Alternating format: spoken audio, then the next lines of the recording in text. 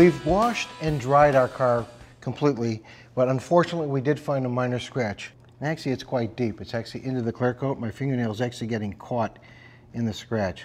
So we're going to actually use our clear coat pen to repair the damage so we can restore this finish to a like new condition. The first thing I'm going to do is take our clear coat pen and I'm going to prime it just to get the clear coat started.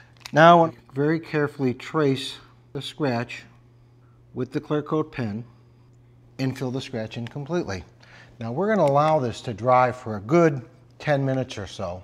Now normally with a deep scratch, and if it happens to be cold, this process you may want to wait overnight before you start the sanding process.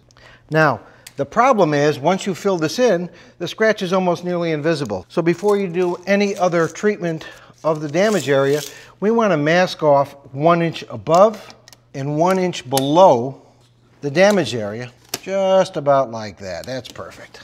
We start by lubricating the surface and start with our sanding pads. Now these are all color-coded and numbered, so they're very easy to use. This one I'm going to start with pad number 2 because it really isn't that abrasive. And I would use pad number 1 if I was actually using touch-up paint. So I'm going to lubricate my pad number 2, and I'm using the tape as a guide to guide my sanding action here. Next step is to go to pad number 3. Now this pad is less abrasive than the previous pad. This is about 3600 grit wet sand, which is very fine. Again, I'm going to follow the very light rubbing. Finally, I'm going to go to our pad number 4. This is 4000 grit wet sand. Again, wetting the surface and gently wet sanding until the touch-up paint is now blended in with the surrounding paint.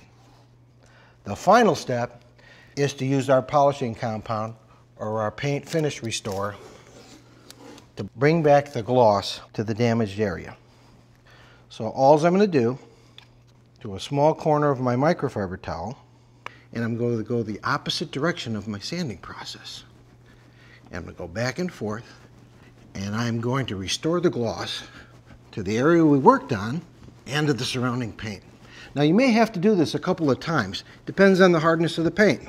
What I like to do is about 20 to 40 strokes, back and forth, wipe it dry, and then check my work. Now this is coming out pretty nice. And this time I'm going to go in circular motions just to kind of blend it in. Now I'll just let that dry to a haze slightly. Take my microfiber cloth, and as it starts to haze, and just when it starts to haze, just lightly rub and buff. Now, if you had any wax on the car, it was removed. So this is a good time to re-wax this area. You're done. You've been waxing and chatting with Mike and Mike, and we're out of here.